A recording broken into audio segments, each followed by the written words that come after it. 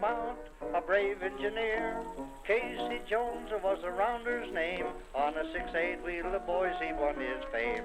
Called Casey about 4:30. Kissed his wife at the station in the door. Mounted in the cabin with his orders in his hand, and he took his last trip to that promised land. Casey Jones mounted in the cabin. Casey Jones, orders in his hand.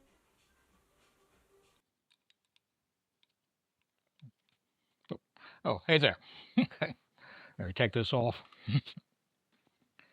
All right. Hey there, my name's David Mays, your host for this edition of Along the Model Railroad Line, program where we talk about the fun you have playing with trains. Of course, I obviously enjoy playing with trains. One of the things I especially enjoy playing with model railroading is the building and operating of model steam locomotives. I got several sitting here. Got this one here in the cradle, doing a little work on. So you can see that. Hold it up close. Here. It's a model of a 10-wheeler, a West Pacific Class T31 460. So the model itself was marketed by a company called Pacific Fast Mail, probably back, early mid-70s, imported from Japan. And of course, got that, and of course, got its tender right here. There you go. Set that there. Move this out of the way. Got another engine here I've been working on. It's a model of a 440, a 8-wheeler. Produced, the model says produced by a company called Mahano. And I've gone back and done some detailed changes on it. Changed out the pilot, new headlight. Did some things on the tender. Probably the next thing for this model is go ahead and paint it. So maybe that's subject of future video. Got this engine here is a Tyco 480, so-called 12-wheeler, which I plan to go back and do some detailing on it, repaint it, things like that. And of course, here's another engine. Yeah. See that there? So again, modeled by Pacific Fast Mail, produced probably back in the early 1960s, which of a 282, USRA 282. Again, made some minor details to it. We changed the headlight, made this little cabin here on the back tender where on some railroads, that's where the brakeman rode. So anyway, but like that, this something I enjoy doing is detailing and operating steam locomotives. Some reason, I find steam engines attractive. There's just something about them that really gets my attention. I mean, diesels are good. There's several diesels that I like, but like I said, my heart seems to be, building models of steam engines. And along that line, of course, I'm always kind of on the lookout for interesting steam locomotive models, and I found one recently. There you go. Got this off eBay recently. And what I invite you to do is we're going to climb aboard and take another trip along the Model Railroad Line. And I'll tell you about this model and what I plan to do with it. Okay, I'll take a few minutes to show you what I got here. Like I said, I'm going to do kind of I say official unboxing. In practice, I've obviously had this box open already, so I can take a look at what came in it. But I'll go ahead and like to kind of make this the official introduction to what I got here. And go and say a special thank you to the folks at Milepost 38 Toy Trains in Westminster, California. Got this from them off eBay. So again, thank you for your help in getting this. So let's kind of just take some of these peanuts out, get them out of the way. And then there we go. Take that out. Let's set this aside. Pardon me. So what we got here?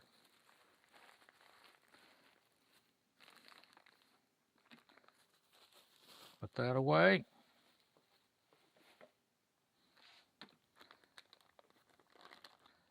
Nicely packed. Give the folks at Milepost 38 shout out about that. So what we got here? Basically, it's a little HO scale steam engine, and found it on eBay. Decided to get because to me it's cute. And while I, as I said earlier, I'm all a freelance railroad, and of course kind of take some of the stuff seriously, but still every now and then it's like, hey, let's get something just for fun. And it's going to fit in that category. Okay, what we actually got here, it needs some repairs. is a model of basically a small switch engine. Might be used in a factory, uh, logging operation. Let's see, focus that in a little closer. There you go. Using some sort of industrial setting. Doubtful you see this on any of the, say, bigger mainline railroads. But a small, short line might use this. Some industry might use it. It's a so-called 242 type engine. You got the two wheels leading the engine. Got the drive wheels, four longer. Then you got another pair of wheels under the cab. On some engines, especially larger steam engines, this was the wheels here under the cab would be held there to help hold up, the weight, support the firebox that would be hanging off, otherwise hanging off the end of the frame. In case of a little engine like this, it's probably more so to, again, guide the engine through curves when it's going backwards. That's the same idea as what the front wheels are doing. It's got a slope back tender. Oop. Okay. There you go. I've got a slope back tender. The idea being when the engine's going backwards, the crew is better able to see what's going on, in front of them when they're moving, and like I said, in reverse. Don't have the big boxy tank in the way. I bought this off eBay, kind of just a whim. I got any idea? Hey, I'll make a series of videos showing how I rebuild it. And like I said, anyway, it's just kind of cute. Okay. Do need to make some repairs. That's going to do here right now. I'd like to do a little inspection, see what needs to be done. A couple of obvious things. It needs a new smokestack. Smokestack's missing. I mean, my impression of the engine is I don't know if it got dropped or something got dropped on it, because smokestack's missing, the headlights bent back, the pilot right here been knocked loose, and the deck right there's been bent up. I mean, the cab, and you got pieces of the cab are coming loose. Got to solder those back. I mean, looking at it, it's doable. I mean, like I said, fix it up. Got a nice little model. The company that marketed this is a company called LMB.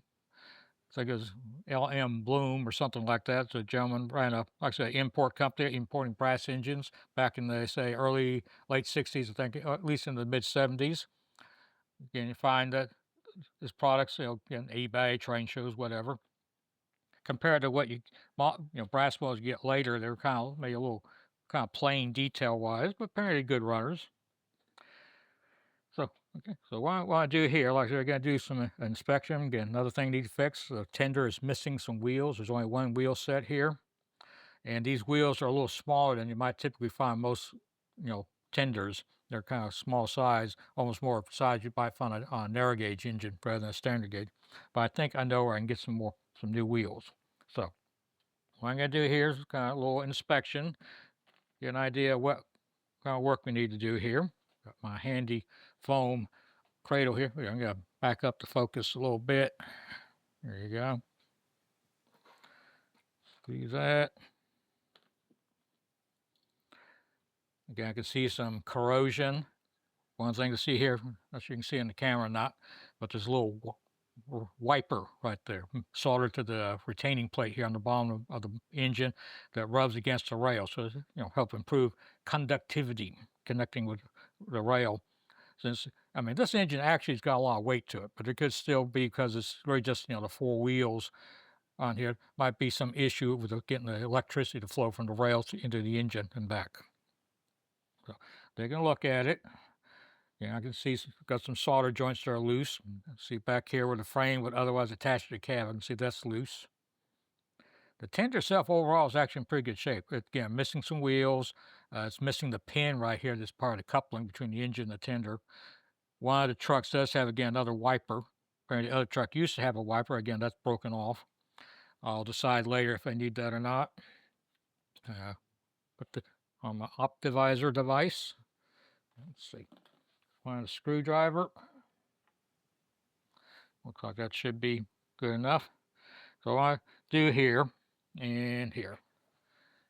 Got this box here. It'll be kind of the engine's home until it gets finished. I mean, like I said, what I do now is just go ahead and take it apart. At least get down to the basic, parts. So I got an idea what I need to do. But you can see if the motor will run. And like I said, just kind of start planning how I'm going to rebuild it. Again, Got some obvious issues like the smokestack's missing. I actually already got a smokestack for it. Got this off eBay again. It's from Carl Scale. It just says it's a straight smokestack. It's kind of an appropriate design for this type of engine. The only real issue I have is it may be actually, if anything, too long, too tall. Got to kind of tower over the engine. So I'm still debating if I want to try and trim that or get a shorter smokestack or just stick it on there and don't worry about it. Okay. Any opinions, let me know. Down in the comments. You know the routine. Okay. Let's take this apart. First thing I do, if I take this lead truck off, it swivels. I notice the front lead truck, pony truck swivels like that. The one here in the back doesn't swivel. Instead, the axle the whole wheel assembly just moves, back and forth. So as the engine's going on the curve, it just kind of move over. So yeah, it works. Again, I can see, feel some stiffness in it, but again, a little bit, grease or something should fix it. So here, let's go and take this lead truck off. Let's do that. And yeah, oops. It's been on there a while. I mean, this engine may be close to 60 years old. No telling how long it's been in storage. Careful. Pardon me for blocking your view. There we go, starting to move. All righty. Okay. Starting to come off. There you go. That's definitely on there. Take it slow so I don't strip the threads on the screw or in the hole. There you go. Just a little bit of time. Okay. And this may take a minute if you feel like you skip ahead. Being careful with this. There we go. Okay, yeah, it's coming out.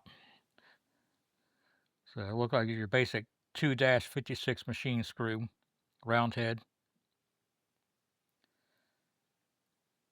There we go. Okay, here. All righty. Gonna put that right there. Again, looking at the lead truck, or pony truck. Actually looks to be in pretty good shape. Just need some cleaning, a little lube, and some new paint. Good as new. So put that there. Now up here, there's a couple of screws there. It looks like there should be 3 screws. One was missing. 2 of them are probably there to hold the cylinders, the cylinder saddle in place, whereas the center one should be the one that actually holds the boiler to the frame. So you can get in there. There you go. Okay, it's a little easier to come out. There you go. All right. Yeah, I can see it. Here. Grab a. There we go. Got this tool here. It's got the squeeze button here on the top. Got these little claws that kind of stick out. They're easy to reach in there and grab things. Let's see. I don't think the screw's completely loose yet. Let's see. Okay. Oh, there it goes. Okay. Look like that's in good shape. Just put that over there. Put that over there. Put that over there. And let's see if anything comes loose yet. There we go.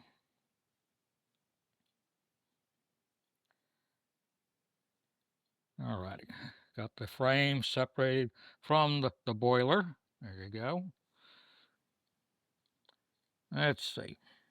Okay, you can see what would otherwise be the floor of the cab. That's loose. I'm going to have to solder that back, or maybe, I don't know, using epoxy glue, it might work. The flooring on the other side is still in place, but I can see there's another screw there. Let's just take that screw off, take all that loose. And it looks like I need a smaller screwdriver. Let's see. See if this will work. Try not to get my head in the way of y'all being able to see. There you go. Yeah, okay, that's coming off. And okay. There you go. Take that screw and just knock it down. There you go. Into the box. There you go. Let's put that over there for now. There you go. Your basic, open frame motor. Looks dirty. Like I said, this thing's probably been in storage for a while. Let's see. The cylinders are, like I said, there's got two screws here supposed to hold on one. There's one's missing, but the other one's there. So, yeah, that's one of those things. So you can either get a replacement or, so you may, like I said, your 2-56 type will fit in there. Let's see. The motor turns. I can feel some resistance in it. Now, most likely, I'll replace this motor, with some kind of a CAN motor. I mean, this motor's probably good enough, but I would like this engine to be able to run smoother. It could be used in switching, on some little switching layout. May use it on the switching layout I've showed you in some other videos. Let's see. Let's see, take this thing loose from the wire. Let's see. Okay, there's a nut right there. It's loose. I should be able to just take it loose. Yeah, it's coming off my hand. Keep twisting that. There we go. Let's put that there. Put that there. There we go. Take advantage of this little bag and just put these parts in there. Keep track of them. There you go. Yeah, most of these parts look like they should be reusable. Again, this is the drawbar connection between the engine and the tender. Yeah, I'm not sure how we can see that, but there is a place where the wire is supposed to be soldered to it. So again, part of the deal is if I resolder that. Looks like it can be done. And keep track of the parts. There you go. And if I pick that up, there you go. Kind of catch it between the thumb and fingernails. Okay. Okay. Now, basic question: will this motor run? I mean, just looking, I don't see anything that suggests it's incapable of it. And like I said, in the long run, I'll probably replace it with a CAN motor. That's kind of what I think I prefer. But just to make sure, we got a way here to test it. Move that out of the way. Yeah, don't lose that. That's the pilot. Yeah, I may replace that with some sort of a set of footboards. But for right now, keep track of that. Put that there. Pull this out. Got a old MRC Tech 2 power pack here. Still runs great. And I got it plugged into this little box here. It's got a voltage and an amp meter plugged in. So these are things that are good to have if you're testing motors on your locomotives. So then, make sure that's on. I can see the meter here moving on the gauge on the meter, so I know I'm getting power to it. Got a wire here connected in the back using a pair of alligator clips. Let's see.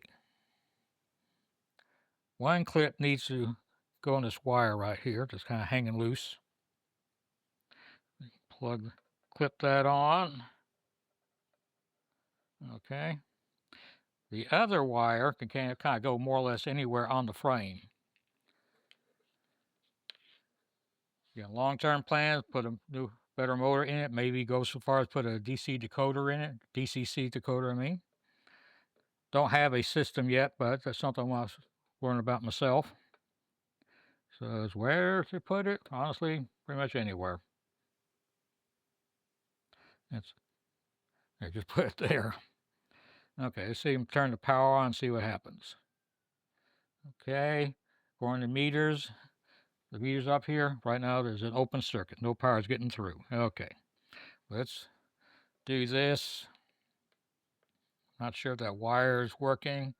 I'm going to reach here, put the alligator clip right there on one side of the motor. Make sure it's not touching the frame. I'm going to put the other alligator clip on the other side here, where it's connecting to the motor. Okay, make sure my fingers are out of the way. Let's see. And according to what I'm seeing here, I'm getting a dead short. Okay, let's do a couple other things just to make sure. Put that right there. Oop, here. put that one right there, back hooked onto that rear axle. Now, okay, set that down. Let's go and clip the other alligator clip again on the end of the wire. Looks like it should be working. Okay. Now, pick this up where you can see it. Let's see. And right, oop, nope. It's trying to do something. It's trying to do something. Okay, yep. It's alive. The motor is trying to work. It's actually making some smoke. Where dirt and stuff getting burnt away. I can see some sparks, but otherwise it's working. Turn it just a little bit. Yep.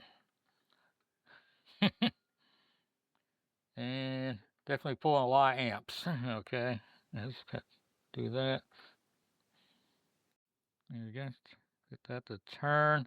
The motor wants to run, but it's very dirty. I mean, a little bit of oil will probably run fine. Let's just stop that. But yeah, like I said, it's pulling. I mean, there you go. It's pulling like almost, 2.5, 3 amps there. Okay. And like I said, I think some dirt or stuff's getting burnt off. That's why it's not catching fire yet, but it's getting close. Okay, let's stop that. So, I say the motor can be used, but it is older style open frame motor. I mean that thing's. I mean, I can find all kinds of dust and dirt in here. Like that. No telling how long this thing's been sitting on storage. So, like saying, I could reuse this motor, but my preference would be to go and replace it with a little can motor, just get a better response from it, be able to operate the engine a little more smoothly, less amp draw, things like that, and just take the motor off and I'll turn it into a flat car load or something, or put it in a model train museum. Okay, so as I said, my plan is gonna start restoring this, repairing it. Yeah, I'll probably will make some detailed changes. Like I said, I got gonna redo replace the smokestack. Like I said, I got one here. Again, I'm still debating if I want to trim it or just use it as it is. But either way, should work. Probably redo the headlight. This headlight's bent back, almost about to fall off. I'll probably replace the headlight, do something similar to the tender. The tender overall is in good condition. So again, just make some changes, get to replace the wheels. Again, I think I know where I might be able to find some wheels, so I'll be checking on that. If not, if I can't, maybe I can just replace the trucks. We'll see. Yeah. Redo the pilot. Again, I'd like to probably replace this cow catcher shape with something that looks more like footboards. That should work. And go ahead, like I said, go ahead and make some little changes to it. I mean, if I bought this in basically as new condition with no problems, and there's, at least at the time I bought this, there was one on eBay and in original shape, I probably would not be wanting to make any changes. Sort of like feel guilty about it. It's like, well, it's been this form ever since it was made, and so I should leave it like that. But in this case, since the engine's got to have some repairs done it anyway, it's like, hey, go ahead and make some changes on it. Nothing fancy. I mean, make it a little more cute, something like that. So, like I said, this first part of a bigger process. Like I got to rebuild this engine and fix it up, and of course make a series of videos about it. And I invite you to stay tuned, check those out. Well, I hope you enjoyed that little trip along the model railroad line. Tell you a story of this engine. Well, right now I'm calling old number 7. The plans I have for it, rebuild it, repaint it, get a new motor, do some other things, and just create what I think just be a kind of a fun, fun little model. I mean, sitting here, got these other models here. This, all 3 of these are standard gauge models, but you can kind of see the size difference between them. This is a relatively large engine, medium, and of course number 7 is just this little bitty thing. These two, of course, be seen on mainline service. This, like I said, more like being some sort of switching operation, a factory or something. But we'll see. As I got, got some ideas what I'll do with it, but in a way, I got it because hey, it's kind of cute. And as serious as we can sometimes take this hobby, sometimes it's good to do something just because it's cute and because it's fun. So, and like I said, I got some ideas what I'm going to do to change the detailing. still kind of debating, a little in the back of my mind about the engine number. Like I said, the engine as it is number 7, and I kind of like the sound of this is old number 7. But at the same time, I already got two brass articulated steam engines. One's number 6, and the other one's number 8. The assumption being that number 7 would be another articulated, which, and of course, obviously, this wouldn't match. So, like I said, thoughts kind of, like I said, a little debate still going in the back of my mind, but we'll see. If nothing else, I'm kind of got something back in mind. May eventually re-lettering, renumbering those two engines anyway. So, in that case, then this can still be old number 7. We'll see. Anyway, like I said, got plans for the model. Got to make a series of how I'm rebuild it. And I think the next thing I'm going to do soon would be go ahead and disassemble it and start to remove stripping the paint off and kind of getting it cleaned up. So I got a better idea of what I need to do.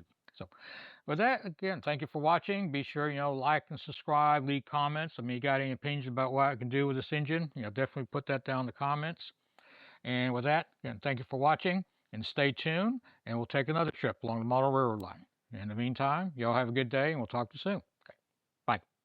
Casey Jones mounted in the cabin and he took his last trip to the promised land. Put in your water.